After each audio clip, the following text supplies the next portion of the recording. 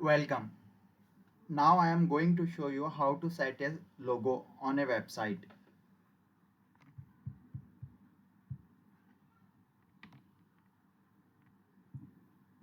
Now we have only text here.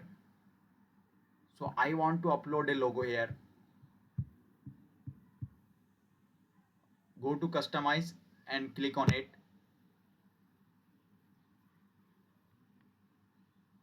Hover here and click on the three dots.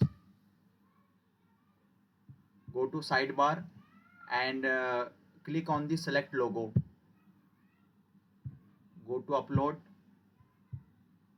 and select files. Select your logos. Open. Write here alt text and description. Copy it, paste here, paste here, and then I click select. Now our logo is showing here. So if you don't want this text below text, so go to sidebar and turn off it.